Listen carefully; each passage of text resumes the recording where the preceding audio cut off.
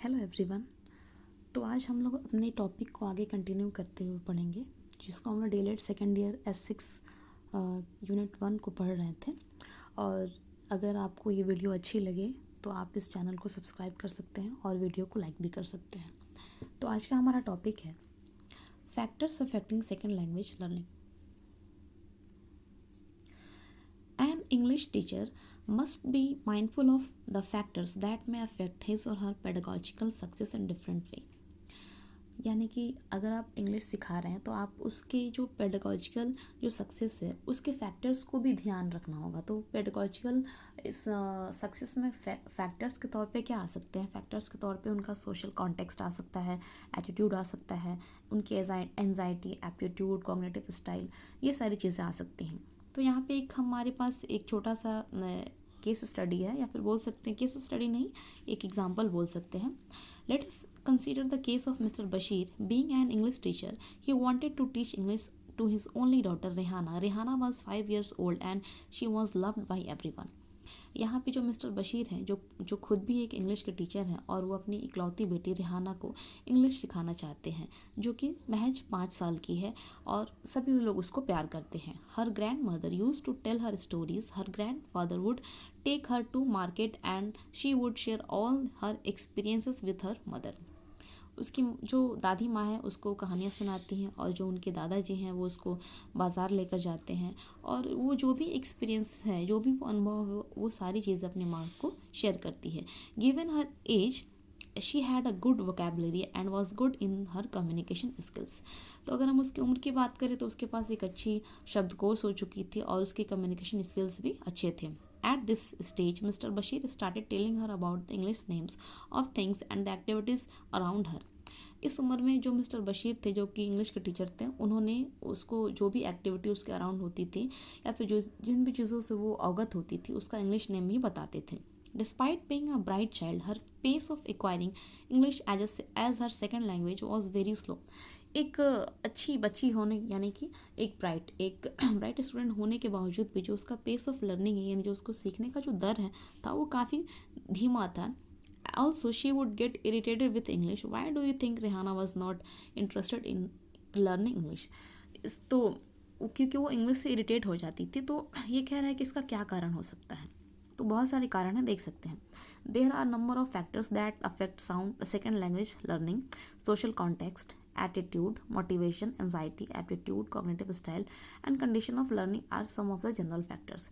तो अगर जो सेकेंड लैंग्वेज है उसको सीखने के लिए जो फैक्टर्स है, उसमें सोशल कॉन्टेक्स्ट, यानी कि उसका आसपास का वो जिन लोगों से बात करती है वो किस तरह से बात करते हैं। तो रेहाना के केस में बात करें तो उसके पिताजी उसको इंग्लिश के वर्ड बताते हैं, तो उसका सोशल कॉन्टेक्स्ट तो फैक्टर नहीं हो सकता है, उसका इंटरेस्ट ना होने की वजह।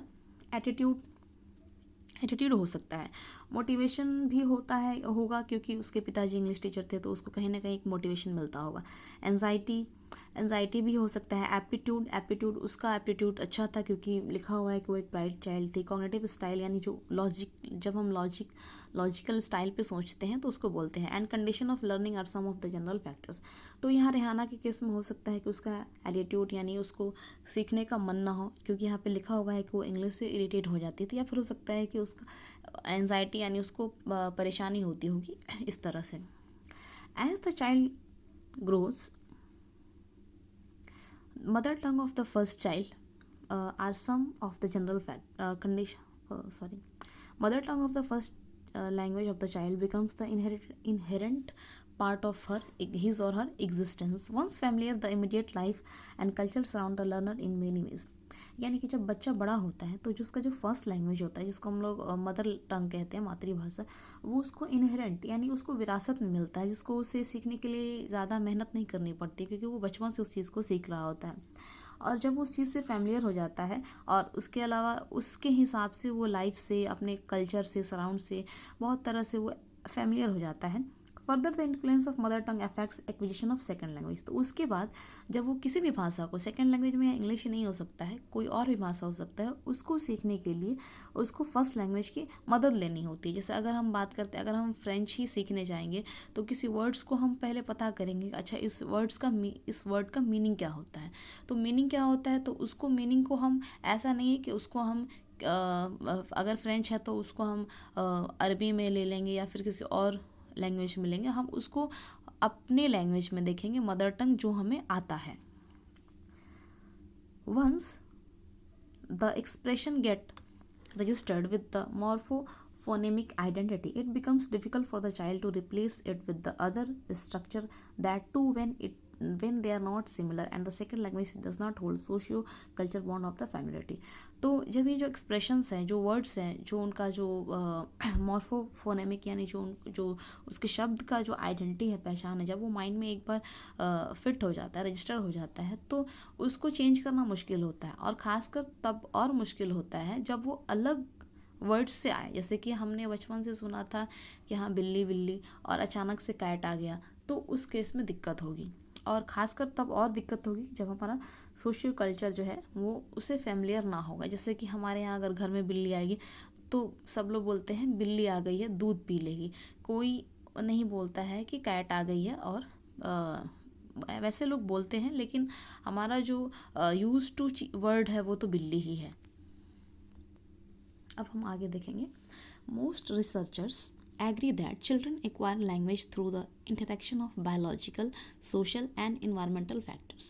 तो ये रिसर्चर्स का मानना है कि जो बच्चा है वो लैंग्वेज को इंटरेक्शन ऑफ बायोलॉजिकल यानी कि उसकी जो जैविक चीज़ें हैं उससे, सोशल, सामाजिक, इन्वायरमेंटल फैक्टर्स, इनसे वो इंटरैक्ट करके तालमेल बना करके सीखता है। This interaction is essential for the natural development of language in a person. तो ये इंटरेक्शन बहुत ज़रूरी है ताकि उसके अंदर एक नेचुरल डेवलपमेंट होगा। Natural development in the sense कि बच्चा जो है वो लैंग्वेज को सीखेगा, ना कि वो रटेगा। Linguists are now at some agreement that nature, biological faculty and nature environment come together to influence language learning। The main categories of the factors affecting second language acquisition can be seen as the following। तो जो second language है उसको सीखने में जो जो factors affect करते हैं उसको एक कैटेगरी वाइज हम यहाँ पे इस तरह से देख सकते हैं। जो पहला है हमारे पास वो है developmental factors. Developmental factors affect several steps for learning our second language. और हमारे पास डेवलपमेंट फैक्टर्स में भी बहुत सारे सब फैक्टर्स हैं, तो उसको भी हम देख सकते हैं। तो डेवलपमेंट फैक्टर्स यानी जो विकास का जो कारक है उसमें हमारा जो पहला है वो है एक्विजिशन ऑफ स्पीच साउंड, यानी कि स्पीच साउंड को एक्वायर करना, ग्रहण करना। जैसे कि हमने किसी चीज़ को बोली जैसे घर, तो जब हम इस आवाज़ को सुनते हैं घर, तो हमारे माइंड में एक रहने वाला एक स्थान आता है। तो ये हमारा हो गया स्पीच साउंड, यानी कि उस आवाज़ को सुन करके हम क्या समझते हैं, ये हमारा हो गया acquisition of speech sound. The foremost step in learning a language is to acquire speech sound, यानी किसी भी भाषा को अगर हम सीखते हैं तो पहला है हमारा स्पीच साउंड, यानी कि उस भाषा में किसी शब्द को कैसे बोलते हैं। Those speech sounds are learned by the child, which is useful for child's communication. These sounds are produced by the child's family members and the child learns those by imitation। यानी कि वो उसको सुन सुन के सीखता है। जैसे कि अगर हम बात करते हैं कि जैसे बच्चा जो है अगर वो भारत में जन्म लेता है तो वो आसानी से हिंदी सीख लेता है, और अगर वही बच्चा जो अमेरिका में पैदा होता है वो आसानी से इंग्लिश बोल लेता है। तो बच्चा जो है वो जिस घर में जन्म लेता है वहाँ की भाषा को इमिटेशन के थ्रू यानी सुन सुन करके वो सीख जाता है। तो इस हिसाब से हम कह सकते हैं कि जो स्पीच साउंड है यानी बच्चा सुन रहा है और सुन करके वो उसको क्या समझ रहा है, ये बहुत इम्पॉर्टेंट है। और ये साउंड उसके फैमिली मेम्बर्स निकालते हैं। If English word and expression are not common in the family or neighboring society, it affects acquisition of English as a second language। और अगर इंग्लिश जो है वो हमारे घर में बहुत ज़्यादा नहीं बोली जाती या फिर नहीं बोली जाती है फिर हमारे नेबरिंग में, तो उसे सीखना या फिर उसके जो सीखने का जो पेस है वो ऑटोमेटिक स्लो हो जाएगा और हो सकता है बच्चा को उससे इरिटेट भी हो, एंजाइटी भी हो।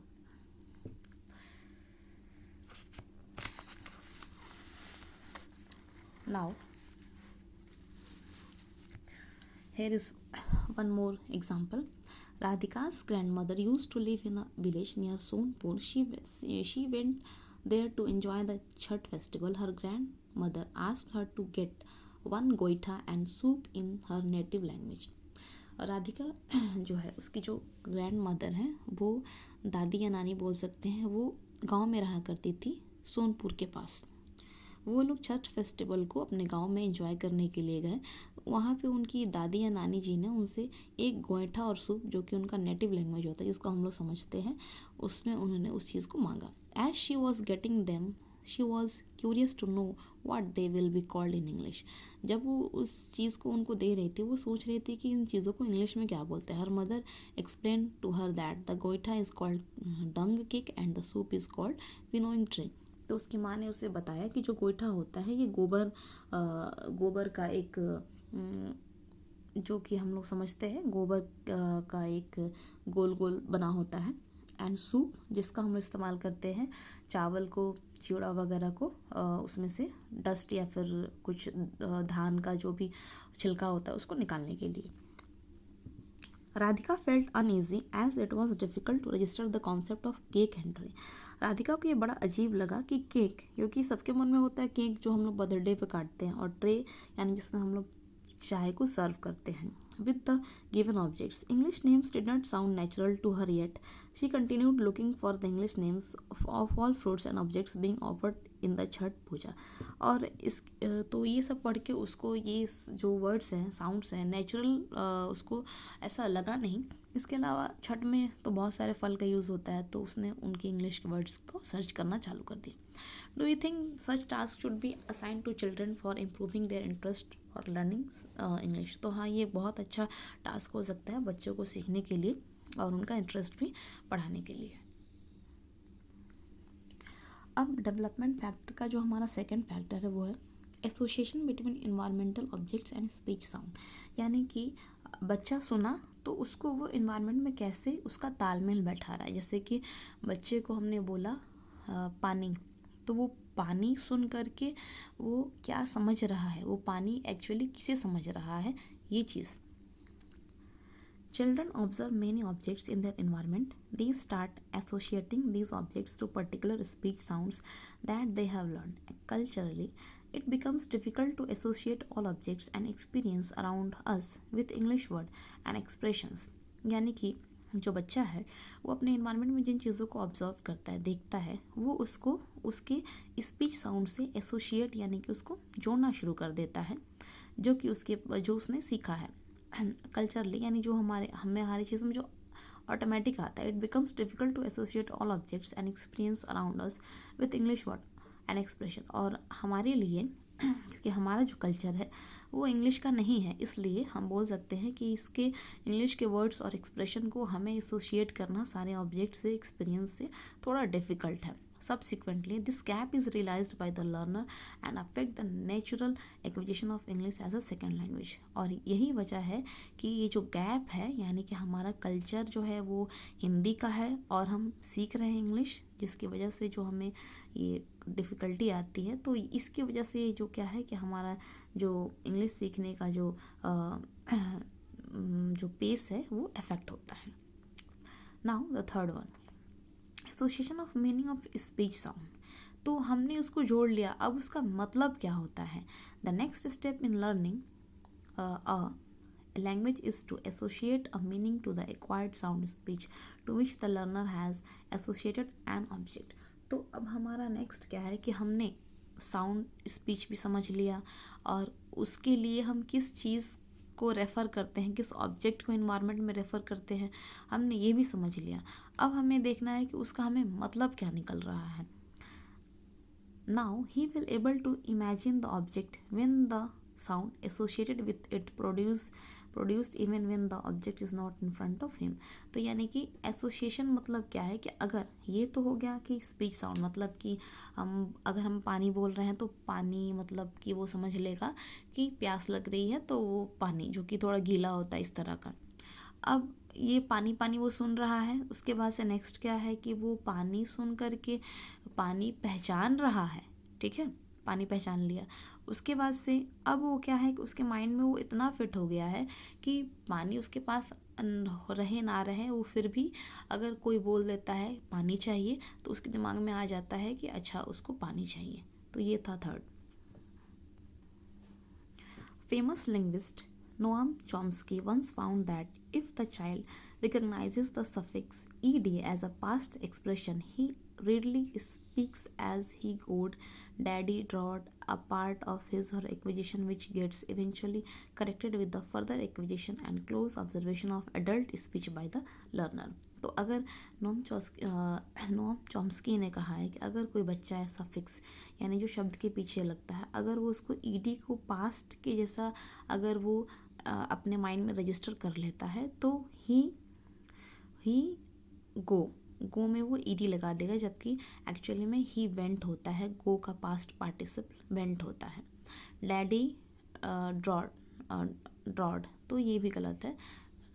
तो इस तरह से इस चीज़ का जो करेक्शन है उसको एडल्ट स्पीच लर्निंग से आएगा। मतलब कि अगर कोई बड़ा उसके सामने बोल रहा है तो वो इस चीज़ को सीखेगा, क्योंकि हमने उसको एक पैटर्न बता दिया कि हाँ ईडी लगाओ तो पास्ट होता है, जबकि हमारे ग्रामर में बहुत सारे एक्सेप्शंस भी हैं।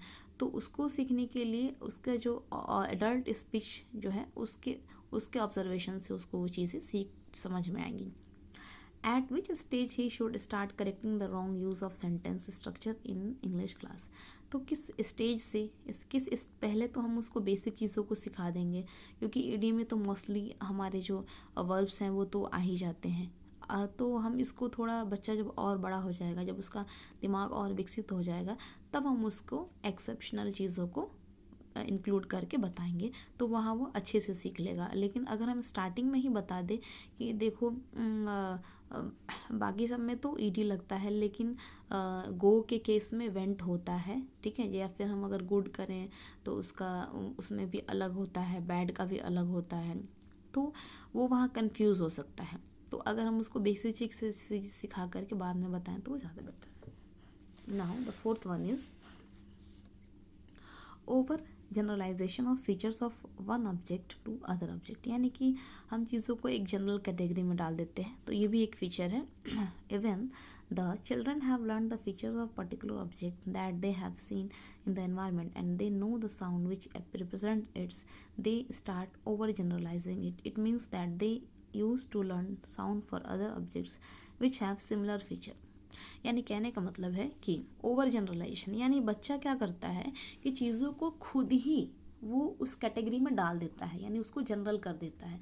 जैसे कि अगर एक बच्चा है, अगर हमने उससे कह दिया कि एक जानवर है और उसके 4 पैर होते हैं, 2 आँख होते हैं, हाइट थोड़ा सा छोटा होता है, तो अगर हम उसको बिल्ली और खरगोश की चीज़ें बताएं, 2 कान होते हैं, तो वो हो सकता है कि वो जैसे हमने एक बच्चे को बता दिया और हमने बिल्ली दिखा दिया और उसके फीचर्स बता दिए, और बच्चा जो है वो खरगोश अभी वो जानता ही नहीं, और हम उसके सामने खरगोश लाकर खड़ा कर दिए, तो वो बच्चा जो है वो खरगोश को बिल्ली की कैटेगरी में डाल देगा, क्योंकि उसको जो पीछे जो पैटर्न बताया गया था उसमें वो सेम चीज़ें आती हैं। तो वो ऑब्जेक्ट्स को क्या करता है, ओवर जनरलाइज करता है। When the children have learn the features of a particular object they have seen in the environment and they know the sound which represent it, they start over generalizing it. It means that they use to learn sound for those. ये हमारा जो English का जो pronunciation उसके साथ भी होता है, जैसे कि कभी किसी चीज़ का अलग साउंड होता है, किसी चीज़ का अलग साउंड होता है। तो स्टार्टिंग में हम लोग खुद भी किए हुए हैं, जब हम लोग बहुत अपने प्राइमरी सेक्शन में होते हैं, तो उसको जैसे कि PUT पुट होता है, तो CUT कट क्यों होता है, कुट होना चाहिए, इस तरह से चीज़ें। कंस्ट्रक्टिंग कॉम्प्लेक्स सेंटेंस यानी कि जटिल सेंटेंस को बनाना। In the next step the child learns to construct sentence by combining the sounds which he और she has learn. The child start using language in this manner by imitating adults around him. Though the children are not able to state the rules for the formation of sentence, but they can frame and use sentence in different situation. तो जैसे कि बच्चा जो छोटा होता है उसको हम लोग छोटे छोटे इंस्ट्रक्शंस देते हैं, जैसे कि कम हेयर, गो देयर, उसके बाद से जो क्लास के परमिशंस हैं उसको, तो छोटा बच्चा है वो सिर्फ उसको इमिटेशन के द्वारा सीखता है, क्योंकि उस समय उसको उतना जो रूल्स हैं उतना नहीं पता होते। तो ये सारी चीज़ें वो जो उसको एडल्ट लर्नर्स को ऑब्जर्व करके सीखता है। अब हमारा जो नेक्स्ट है 6 one, the last one, constructing sentence in new situation, यानी कि नई परिस्थितियों में सेंटेंस को कंस्ट्रक्ट करना। Once the child had learn the frame sentence being used in one situation, they will able to frame similar sentence in the new situation as he और been required. जैसे कि हम लोग ग्रामर जब पढ़ाते हैं तो जब हम लोग अफर्मेटिव सेंटेंस पढ़ाते हैं तो एक उसका रूल्स बता देते हैं, फिर उसमें बहुत सारे क्वेश्चंस वो करता है। फिर नेगेटिव एक रूल्स हो गया, फिर उसमें बहुत सारे क्वेश्चंस, फिर क्वेश्चन मार्क्स में वैसे ही। तो अगर वो एक चीज़ को कंस्ट्रक्ट कर लेता है तो न्यू सिचुएशन को भी बनाने लगता है। अब डेवलपमेंटल फैक्टर के बाद हमारे पास नेक्स्ट जो है वो है socio economic factors. Language is an integral aspect of our socio culture experience. ये जो भाषा है ये हमारा सोशियो कल्चर का एक बहुत ही इंटीग्रल एस्पेक्ट है।